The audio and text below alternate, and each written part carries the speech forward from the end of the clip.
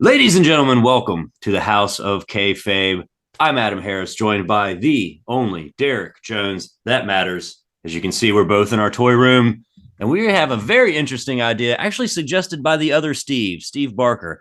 When the WWE Hall of Fame class of 2023 started getting rolled out, Steve started asking, "Are there a lot of great Muta figures?" And he said, "Is there an Andy Kaufman figure?" And I said, "We should probably just do a little review, talk about some of our favorites and not so favorite figures of the WWE Hall of Fame class of 2023. Derek Jones, this is an exciting one, man. What do you think about this idea? This is great. I love this because this is right up our alley. This is Yep, what we're doing already. But now, rather than just random figures that we pull out of the toy chest, we have a theme for once. that's It's right. great. That's right. Great.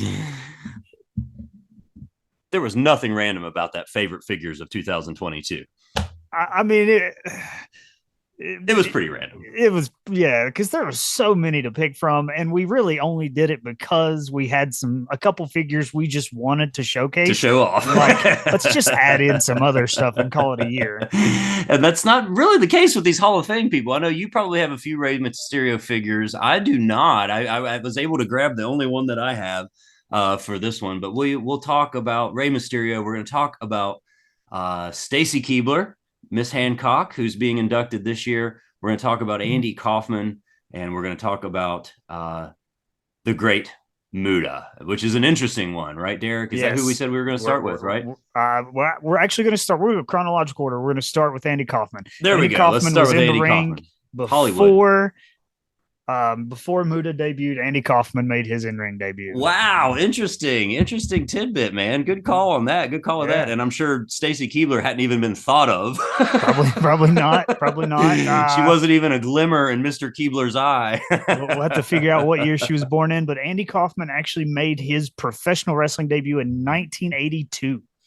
There we go. And Referring to himself, and the best part about it is he referred to himself as the intergender wrestling champion. So he brought that into the forefront of professional wrestling, offering $1,000 to any woman in the crowd that could come and beat him. still It's great. controversial to this day, intergender wrestling. And it's wild to think about it being pioneered on the mainstream by the one and only Andy Kaufman. Right. And you've heard that story, right? It was just on the biography of Jerry the King Lawler, and Bill Apter tells it so well Yes. that Vince Sr. wasn't into this idea. No, Like not at Kaufman all. was backstage at WWE, and there's even a great interview with him and Vince at ringside where Vince acknowledges, hey, you're the intergender wrestler. You've had a lot of success, mostly against competitors of the female persuasion. Mhm. So what do we have figure wise for Andy Kaufman though? Not a whole lot, right? For So such Andy, an iconic for an iconic guy. so there's toys out there of Andy Kaufman, but when you want to talk about professional wrestling figures that were made just for this time frame, there's really only two. Um, Unless there's customs made or something that I'm just unaware of, but I don't believe. I'm pretty sure there's only two. We've got one of them showing up right now, and it's Andy in that blue robe that he comes out in. Underneath, he's got the long john underwear and everything going on. And the second one that you'll actually get to see that great in-ring gear that he was wearing is a two-pack here with Jerry the King Lawler. You got Lawler's crown and the stretcher in the back. Both of them are made by Jack Specific. It's the classic Superstar series by WWE. A So great cool. series of figures. So now, do you know if what's underneath the blue robe is basically what's on this figure? What you're looking at right there is what's underneath the blue robe. The only difference Interesting. is he wears the neck brace in the two pack and not under the blue robe. Okay, gotcha. Because I feel like I've seen this figure only loose. I don't think I've seen that classic superstars like on the shelf anywhere, as far as like an antique shop or a toy shop. That would be a cool one to have. Maybe I should look it up and see what that one's going for, because I bet it draws a pretty price. I really kicked myself because I owned this set of figures. I had a lot of the classic Superstar series, Wow. and did away with them, transitioning out to buy new figures. I have a problem of space, and it's only a problem because of space. So eventually I start getting rid of old so I can bring in new. I keep some of Right. the old, but I definitely had this set of figures. I absolutely loved it. When Man on the Moon come out with Jim Carrey, I was like, this is a great movie. I really need to look more into this because that was my first exposure to Andy Kaufman. I wasn't familiar with the story until that movie. And just because I was a Jim Carrey fan, it exposed me to this story. The first couple listings I'm finding are both asking over $100 for those figures in the box. There's a one of the two pack that's a zero. That's first bid of $75. That would be A good place to start. I might consider that for 75. Not bad. Not bad at all. Let me see. Let me see if I can pull up some sold items real quick here and see what they've gone for if they have recently. Oh, the loose one went for $40. Best offer accepted. So somebody got a pretty good deal on the loose one with the robe. I was gonna say if you see it loose anywhere, it's usually not with the robe. You see the kind of long john underwear gear. And the last one sold on March 20th for $99.99, mint in box. The classic superstars figure that you're looking at right there, $100. Not something I want to give $100 for, but definitely a cool figure, definitely a piece of wrestling history, and not a ton of Andy Kaufman figures. You could become a completist pretty easily. Very quickly. Because even if you look at his just random action figures out in the world, there's still only a handful of them. So it wouldn't be hard to get everything, even if you wanted to branch outside of the two professional wrestling figures. Interesting. I wonder if they ever did like anything from that movie. Did they have, there's any action figures of like from the Jim Carrey movie? Not that I'm aware of, but that would be a really cool piece to have there, is Jim Carrey as Andy Kaufman in figure form, kind of like the Heath Ledger Joker going out there. Right. I wonder if they would consider that for the Hollywood line, you know, where we've been seeing Andre the Giant as the $6 million man. You know, what if they did a Jim Carrey action figure? Rock as the Scorpion King. Yeah, why not? That might be an interesting approach to that. That would be cool.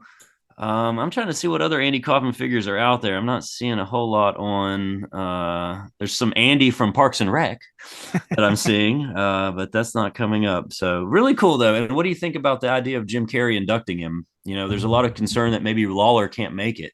I would be perfectly fine with that, because if you go and you look into that movie and you look at the dedication and the time he spent studying Andy Kaufman and really doing his homework, I think he would be a great second choice. Absolutely. No question. Well, and I actually thought of him as a being, I don't know who they have in mind to accept it, either Lawler or maybe somebody from the family, but I could see Lawler or Jim Carrey accepting or presenting, you know, and I feel like Jim Carrey, having embodied that character, would probably go out of his way to make sure it was a memorable and Kaufman-esque acceptance speech, you know, one that people would talk about for years to come.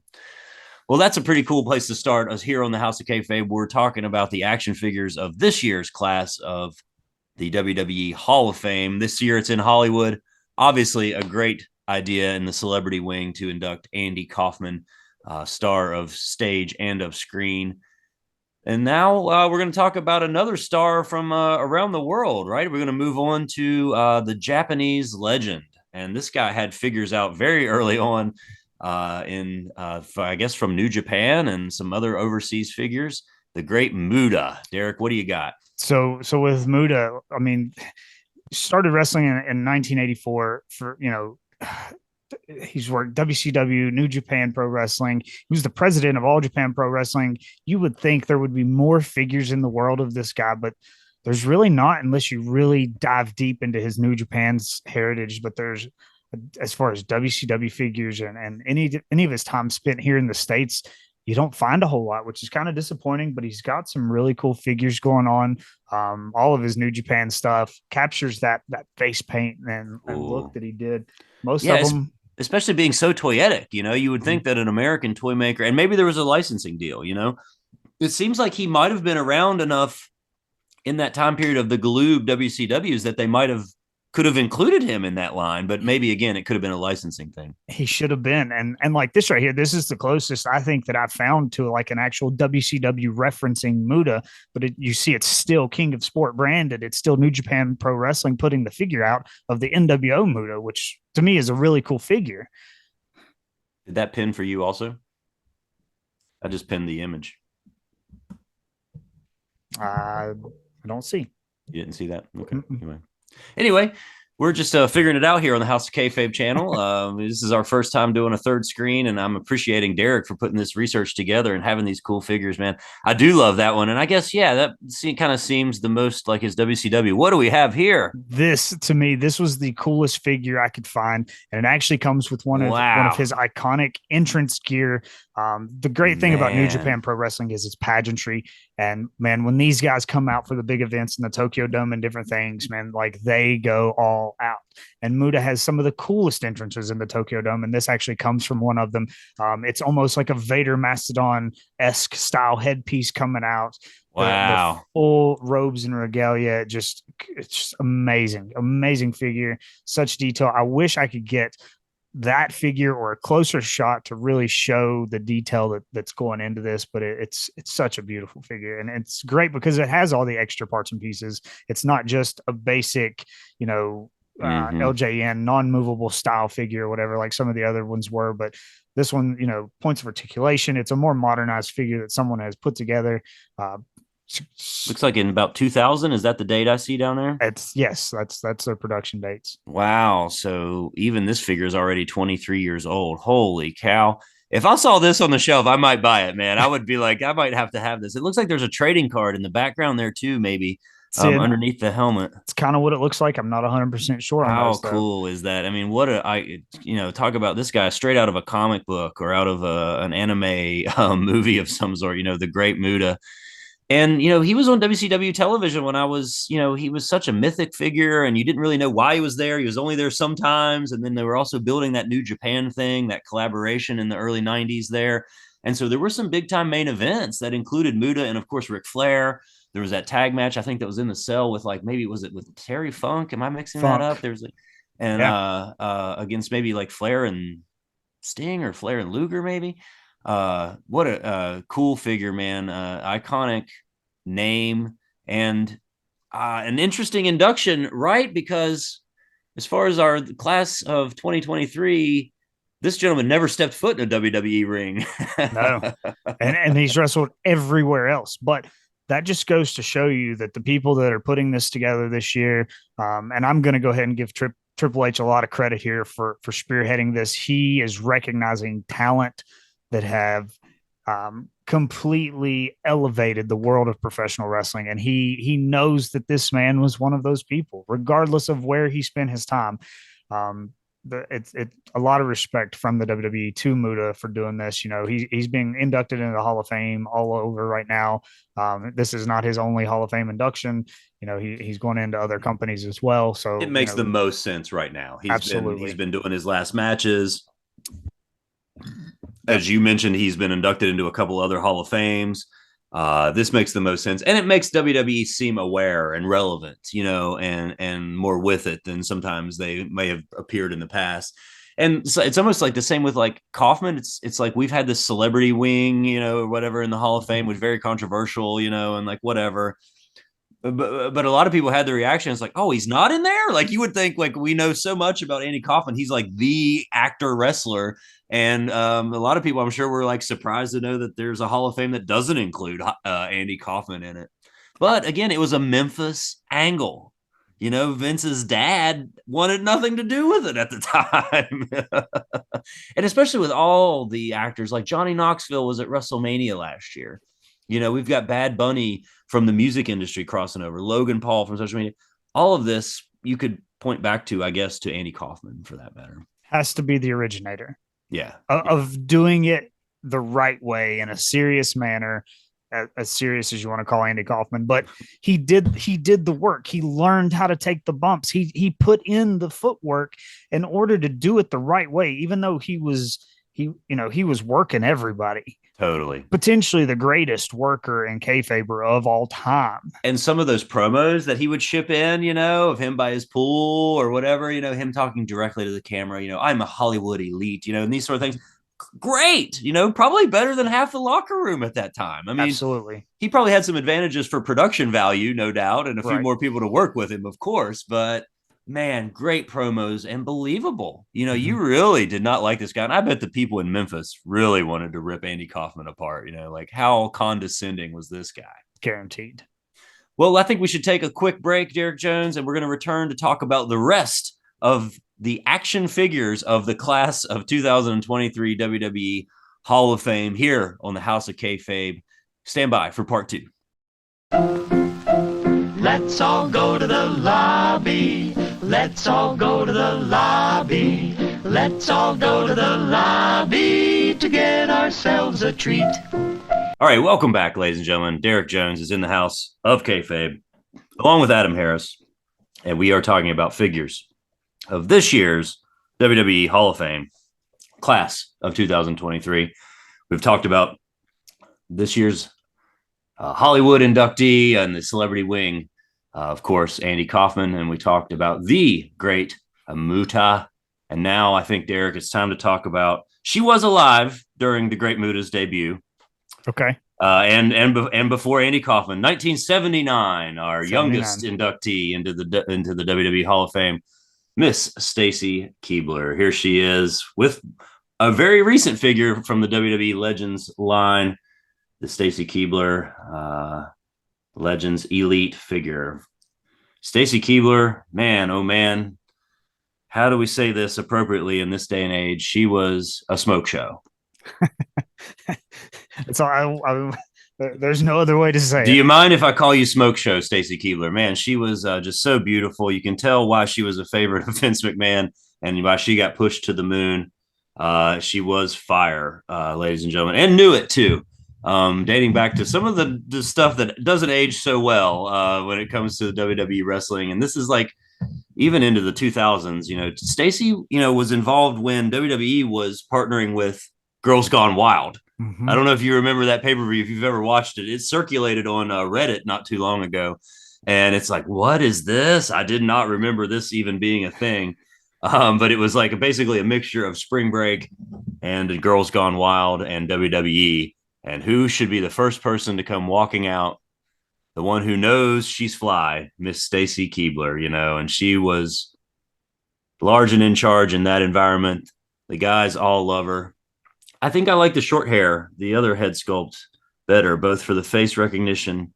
And I just feel like that's more involved with this character. She would pull the hairpin out and let the hair down. Let the hair around. That's right. Yep.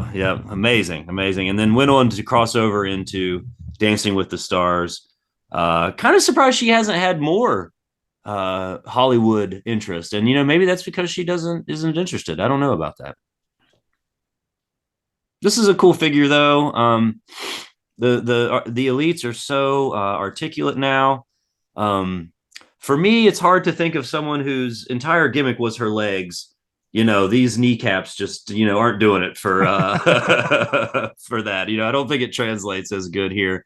But cool figure nonetheless. Was happy to pick that up. Part of the recent Elite Series 15. So this should have been one of the times that they did less articulation. Barbie doll legs, There you go. Yeah, exactly. Why exactly. Not? Yep. But she had some earlier figures, right? You found a couple that I didn't even really realize how many she had. But yeah, here we go. Was this a Ringside exclusive, or was the photo just from Ringside? The photos from Ringside. This is Off the Rope series. Very, very limited run series that WWE did there for a while. Like every time they'd want to change attires for a new wrestler or whatever, instead of just doing series number 2, series number 3, they're like, oh, let's just give it a random name. So this is one of those random box style figures that they had. And Off the ropes. Right. Yeah. Over the limit. Right. Exactly. So, and then they went into ruthless aggression and everything else that they had going on. Kind of a simple get up here with Stacy, not sensual at all, really. And that face, not a great face sculpt, I would have to say. This is a little earlier technology, I guess. Series 8 of Off the Ropes. Somebody, though, had the gumption to keep this in box and get it signed, though, as we're seeing on the photo here. So good for them. Nice figure, nice piece. Some people have a little bit of foresight to hold on to stuff like that. But I'm not 100% sure, but this potentially could have been her first figure in the 2-pack with Test. That's kind of where she got her real on-screen start in the WWE as a valet. That's right. Yeah, she was presented along with Test at the very beginning there. Mm-hmm. And this figure here, there's actually her first singles figure, if I'm not mistaken, is this exact same figure just by itself. Okay. They boxed it by itself. So you have this one with him, and then that one without him. Essentially, they didn't even want to take the time to give her a different outfit or anything. It's the exact same figure, just 2003, according to Wrestling Figure Database, which shout out all us nerds, love that website. fantastic. 2003, Jakks Pacific Adrenaline Series 2, Stacy and Test. And then shortly after 2004 was the Jakks Pacific Ruthless Aggression off the ropes. And, again, we could be seeing, as we're going to talk about with Rey Mysterio coming up in just a little bit, we could be seeing a Stacy Keibler Ruthless Aggression figure. I feel like everything's off on the table here for this.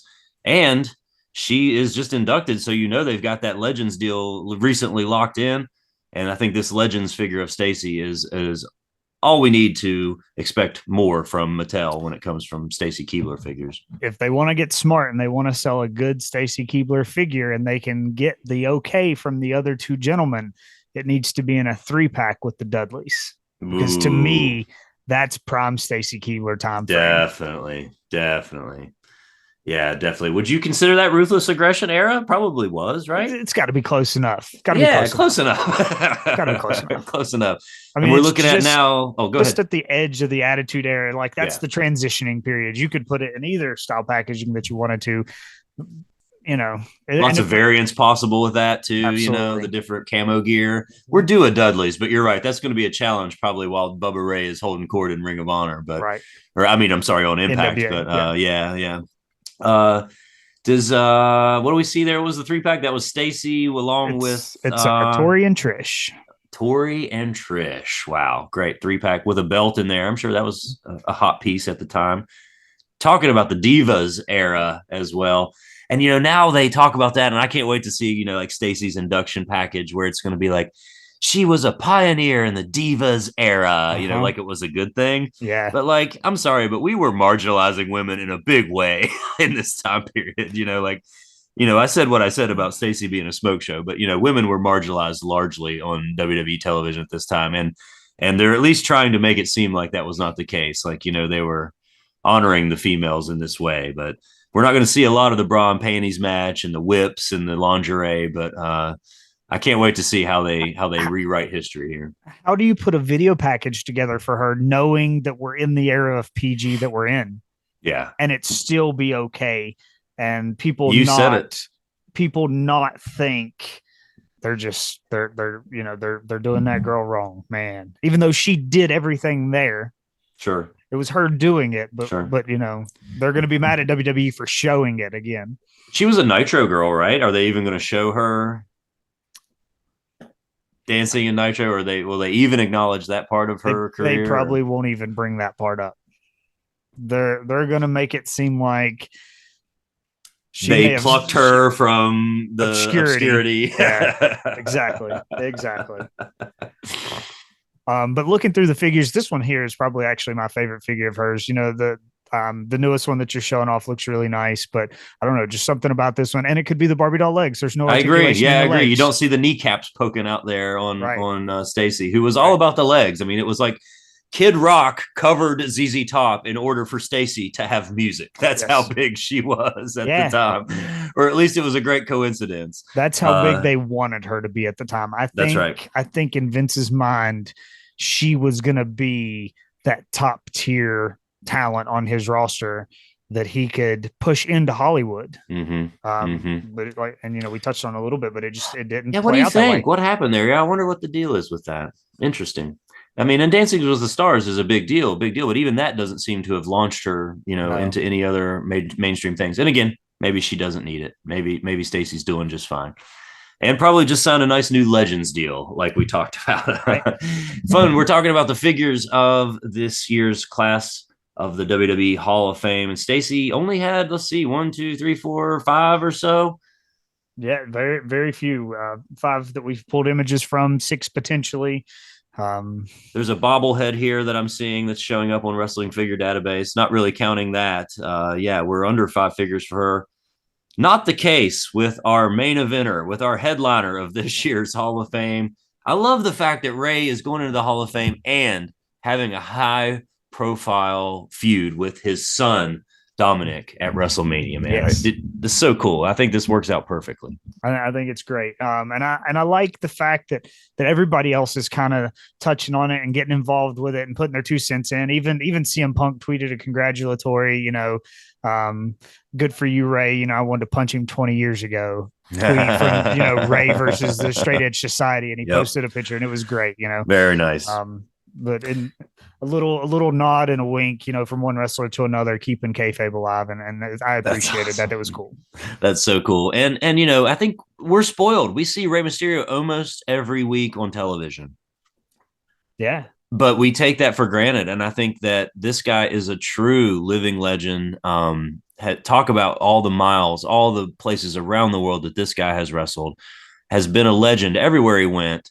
Had to come from the bottom, obviously, because of his size, but now has come to personify the style in a lot of ways that we think of nowadays as like high flyers, 205 Live, as the luchadors, the cruiserweights, the X division.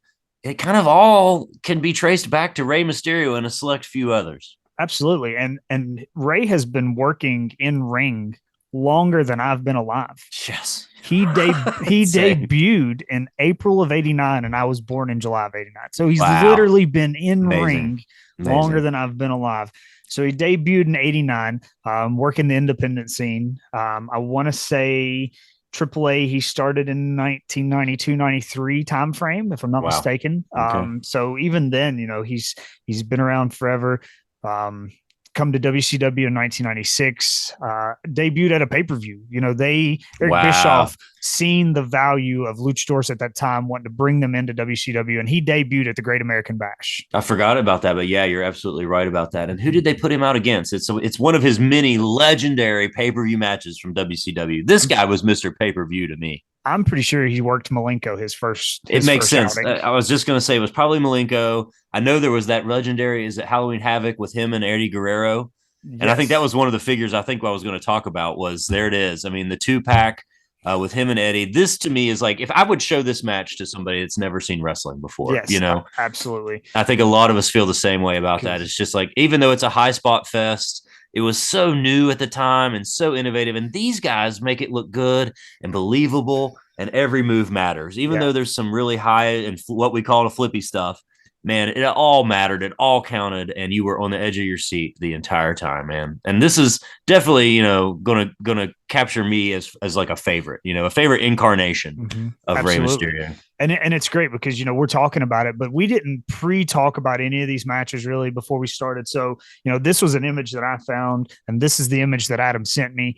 He had already planned on talking about that match, but I had this loaded up because I knew about this series. And because, again, another set of figures that I had opened because I loved that Rey Mysterio. Cool. I absolutely love that match. 96 Halloween Havoc. Man. It is so good. And he talked about, the lucha style and we talk about spot monkeys and people that are overly dramatic in ring and doing too much. But these guys, they were spot monkeys, but everything they did had meaning and it told a story in the meantime. They wasn't just doing it for that initial pop and reaction of the crowd. Right. They were doing it because it was athleticism and it was pageantry. And quite honestly, trying to get over at that time. You know what I mean? Like, these guys were not the main event stars that we think of today. Eddie Guerrero had not yet been established on the mainstream, at least, as the worker, at what he would become to be known, as a great of all time. Very much still new to the American audience. Absolutely. And I really hope, we talked about Ray and Dom having their match at Mania, and people want to compare Dom to Eddie as far as their looks, definitely not their abilities yet, but as far as their looks, and then the storyline goes back in date. I really hope that they sample a lot from that match and bring it to the forefront of what they're going to do at WrestleMania. That's a great idea. Yeah, no, that's a great idea. And yeah, the super marks will be on their lookout for that. I would say, there's going to be no doubt there'll be some tributes in that match and some nods to some of Eddie's some of Ray's great opponents. I guess Ray had a pretty early figure. It looks like in 93. It looks the Magnificent Wrestler Series 3, Rey Mysterio Jr., according to Wrestling Figure Database once again. Is it this one? That's it, yeah. And it looks like a really sparkly kind of robe here. And again, for like such an early figure, like super toyetic. I don't even know what the what this would be made out of. It looks like it's all cloth, though. I mean, at least the robe is. Yeah, I couldn't tell you. Like it's the you The Magnificent Wrestler line. That's going to be one we're going to have to do some more research on. now that would be a really cool figure to own, men on card, but probably extremely hard to find. So that '05, the best of WCW was an '05 Jax figure that you put up earlier. And then there's already been yet another version of that, right? In a recent Elite. Yes. I don't know if I sent you that photo or not, but I know that's how legendary this match is and how toyetic that gear is that they're just dying to do that figure over and over again. And if you haven't watched that match, I mean, please let us be the ones to recommend you go check out that match. Oh, cool. An LJN style classic superstars. That's a good one. I'm itchy for these, man, because I love the LJN so much. I'm yet to pick up any of these, but I do think, if I continue collecting in the long term, these are going to be something that I have to have, even though they're not great. They're not universally loved. They're kind of a shell of what they were meant to be, I think. But I kind of dig the packaging. I've never even been a real classic superstars guy, but yet the longer I collect, the more of them I start picking up. the only classic superstars figure that I kept from my collection, and it's still in box, because I have a Shawn Michaels down there in the LJN style. Of the LJN style, Yeah. I think his is one of the best ones. It's such a super cool, iconic pose. Yeah, really cool. I mean, and that's a lot to live up to. Good for them for trying that idea, but I don't think it went as well as they might have hoped it was going to. But yeah, so we talked about Ray having figures, but this guy has figures. Like, holy jeez! I mean, you go back to some of his early WCW. Oh yeah, here it is. The figures. 2019 Elite. Sorry, I just scrolled by. Is when they redid that package already in 2019. Yeah, I'm kind of partial to this one. I love the packaging of this WCW time period of the Toy Biz or old school, whichever one it is. I like that it's called Super Kick Rey Mysterio, and there's no way you could get this figure to perform a super kick because that leg does not go that direction. No, it ain't going that direction. No, you can do a big boot or a mule kick, but not a super kick. The Young Bucks should do figures like that, and they should both say super kick on them. That would be cool. That would be awesome. And we've talked about Ray's gear. I mean, he's just been obviously one of the most toyetic. There's a reason he has 700 figures. Is because he's had amazing gear over the years. And so this is best of ECW. Yeah. And then I can't remember what the year was on this. But this is them. What was Ray's run in ECW like? I don't, probably not very long, like a lot of guys, right? Short-lived. Yeah. Just a transition period, essentially. Okay. Yeah. Not much going on there for Ray. I wonder if he did some stuff in the new ECW. He probably did. Like in WWE CW. Probably had at least one match with him. I mean, he would have been around in that time frame. I didn't send you. Oh, there we go. Here's a ton of deluxe aggression, ruthless aggression. Also an easy repaint, I would say, probably, if I were a manufacturer. Keep the same sculpt, give him a different mask and a different tattoos. Pair of pants. Yep. Tattoos haven't really changed. So, and this right here, like, the only thing that we really talked about is, I only ever had one Rey Mysterio figure. And I'm kicking myself because I thought I had it pulled up on here. But I don't have it saved, and I hate that because you even said with the giant. Yeah, with the giant. Yeah, hold on, I'll send it to you real quick, and maybe we can transition to it here. And yeah, it's in the messenger there if you want to try to go back and look for it. I did text you that one. But I'm going to bring up one other one while you try to do that, and that's the Captain America gear. I got it. I think there it is. Yes, there it is. I think we all universally agree for a man with 700 figures, including 2 from the WWE Masters of the Universe line. Is this the best Rey Mysterio figure? I love this. I think this is most memorable for me, for sure. It's definitely my favorite, and I could be wrong on this, but I'm pretty sure this is the only Rey Mysterio figure I've ever owned in my life, because I've never been like a huge Mysterio guy. Like, I don't hate him. I have a lot of appreciation for what he's done, the matches he's been in. Yeah. But I was never like, I gotta have a Rey figure. Yeah. Even as cool as they are and as toyetic as they are, and even like, but there's so many inroads with Rey though, man. Like I was talking about that Captain America figure. Like if you were a Captain America guy and you saw that, you'd probably be like, well, I don't even know who Rey Mysterio is, but I'm going to buy that figure. Right. And then like the Wolverine style stuff, and all those different toyetic things. Well, he translates so well. One of his more recent elites is the Adam West Batman gear. Yes. And So I cool. want to buy that figure, but I still can't So bring cool. myself to do it. So cool. If I was going to buy another Rey Mysterio figure, that would definitely be it. It would be that, or either that, or the Captain America one, which again I think is just so toyetic. Mhm. As a fan of comic books, and they just did a Ruthless Aggression last year, and there was also a Royal Rumble Elite.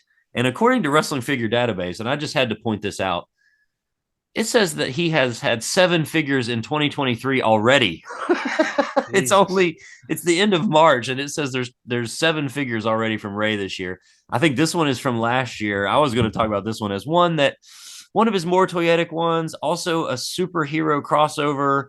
Timely at the time, we were thinking this is probably around the time that Fantastic Four movie came out. And this was such cool gear on pay per view, and it looked really cool in the ring. I thought that Yeah. just did not translate very well to a No, figure. Probably it looks like the a worst prototype thing. figure. It does, yeah. It looks like it's just like they try to do the no gear, but yet it's a shirtless torso. Hmm. And it just looks weird in some instances. And this to me goes down as an all time most horrible figure of all time. All Yes. time most horrible figure. If I can say So it again, all time. all time. So I think I've got another one here, and I think it's probably one of his more memorable figures, only because you didn't see a lot of these.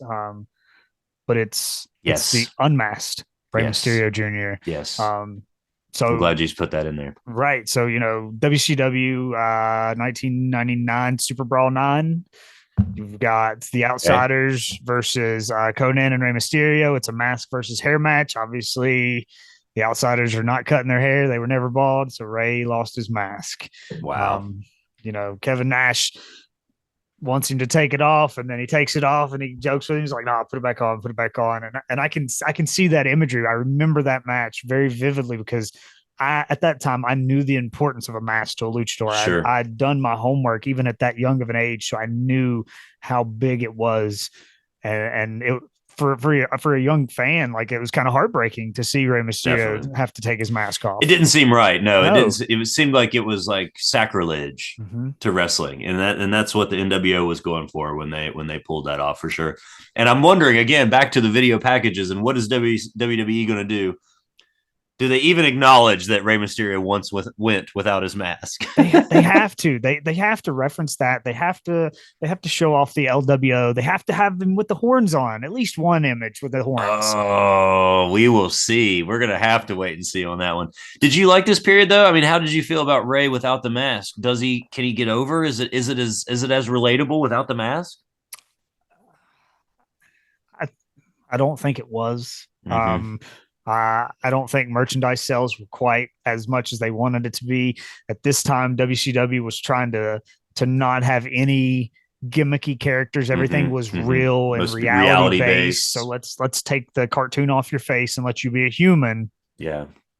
They did the same thing with a bunch of the luchadors. They all took the masks off. Yeah. I think Yeah. La Parka might have been one of the last holdouts Super to not. crazy. Yeah, you're right. Yep, You know, exactly. Yep. um, but Hoovy and all of them, they lost the masks. They took them off, whether it had been on their own or via stipulation. But it just didn't work for them because that's how we knew luchadors were masks. Yeah. So it was okay for them to be something covered. Well, and all you need to know about WWE and their marketing savvy is that some of the shirts are simply just the mask. Yeah. It doesn't even have to say Rey Yeah. Mysterio. It's just the lucha mask. And they're calling him the greatest luchador of all time. And I think that they're in a position to decide that for us.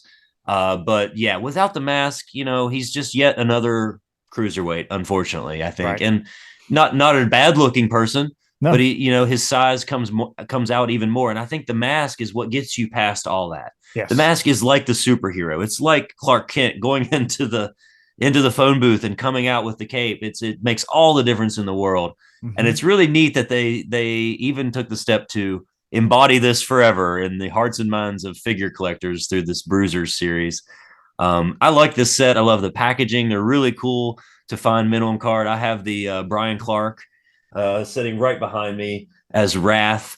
I love these. There's a cool, I think Booker T. I don't remember if it's Booker or Stevie. They might both be in there. There might be the Stevie Ray one that's in this. A really cool line.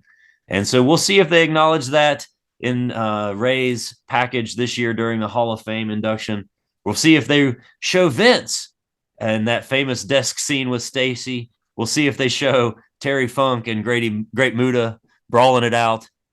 And they're going to have to show some Memphis footage of the wonderful Andy Kaufman.